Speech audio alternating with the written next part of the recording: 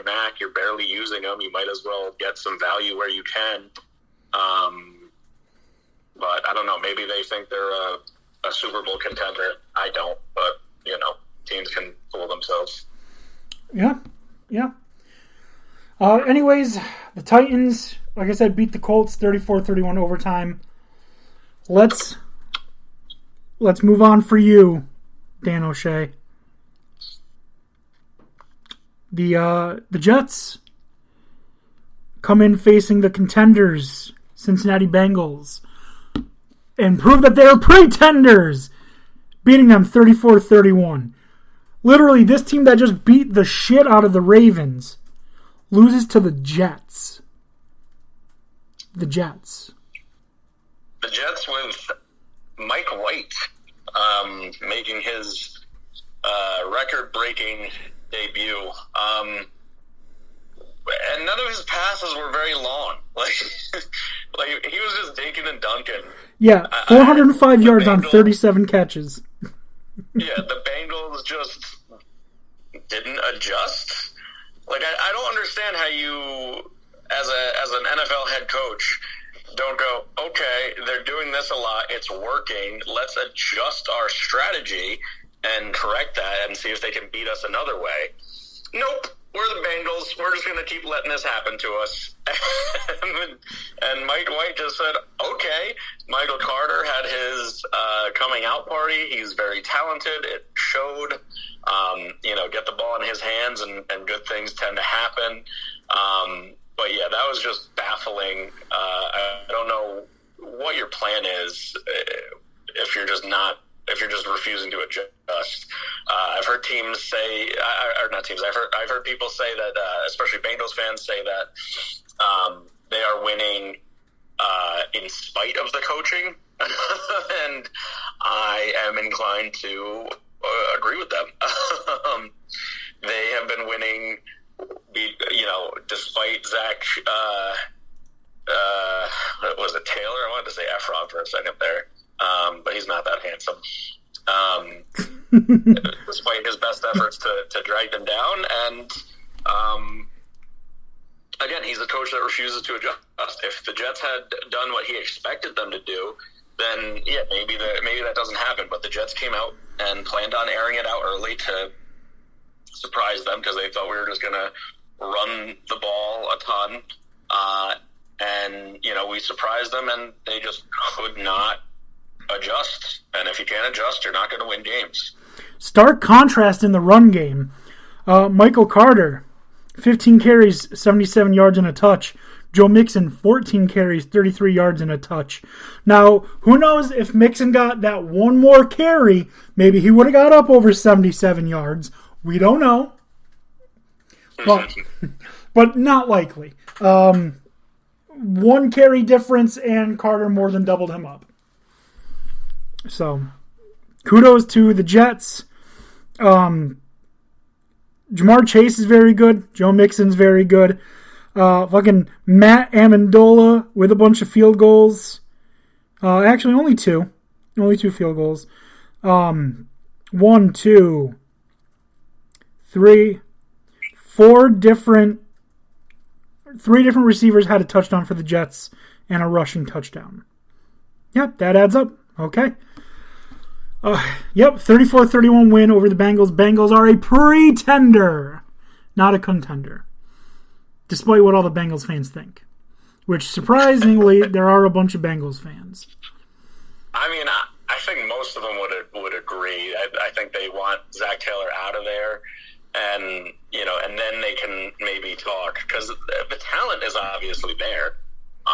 There's a reason that they've won significant games, but talent is not everything in the NFL.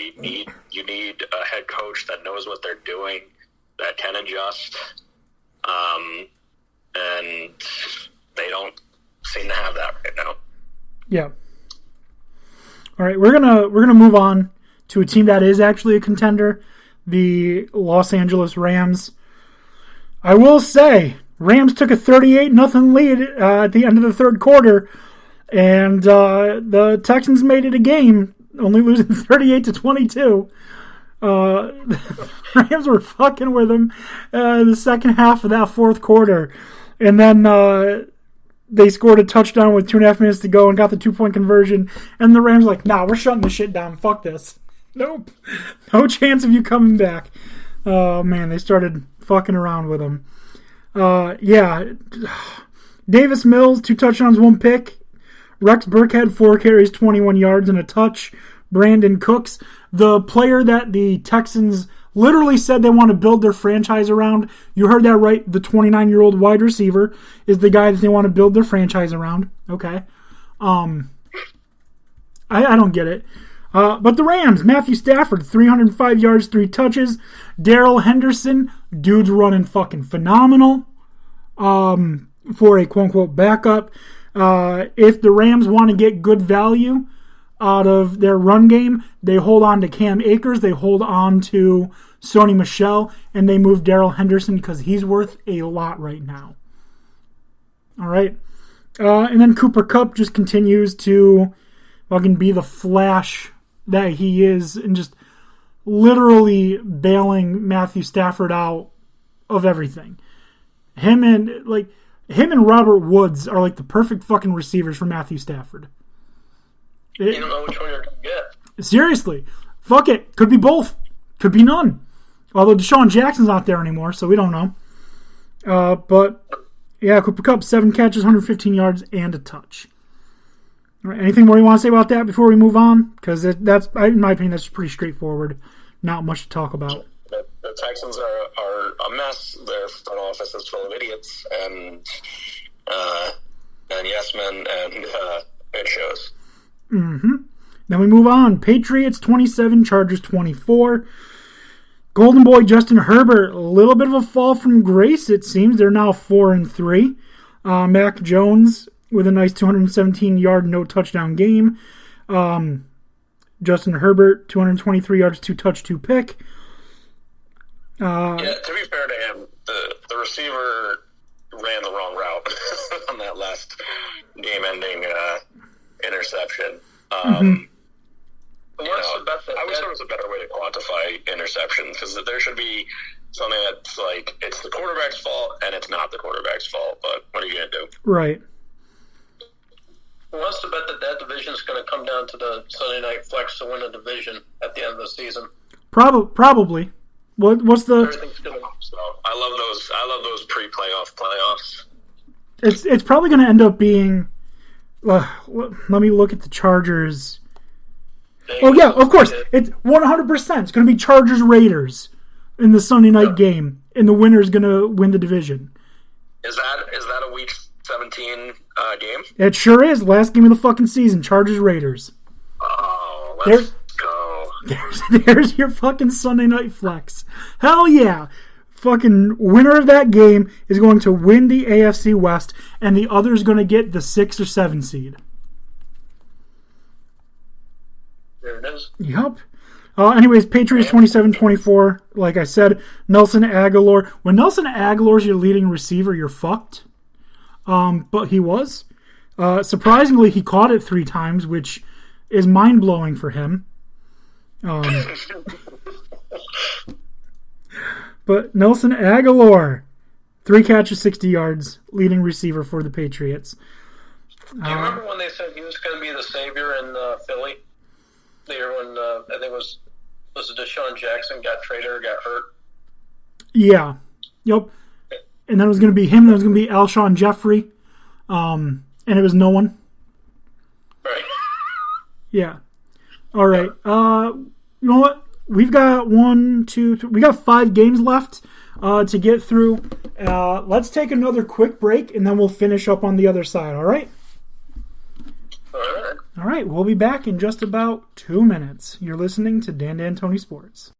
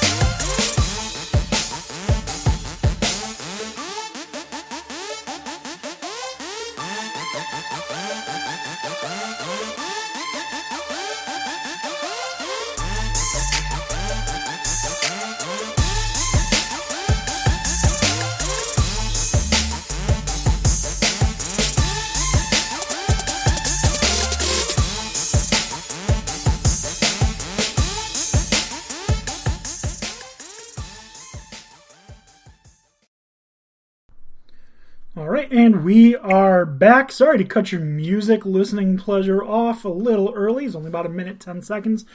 But let's finish this show up. And for those of you who are listening that don't know, I am running a friendly little NFL pick pool among probably 30 of us, roughly. And I tried to pick a couple upsets this week, and when one of them didn't come to fruition, I had the immortal words of Dennis Green stuck in my head.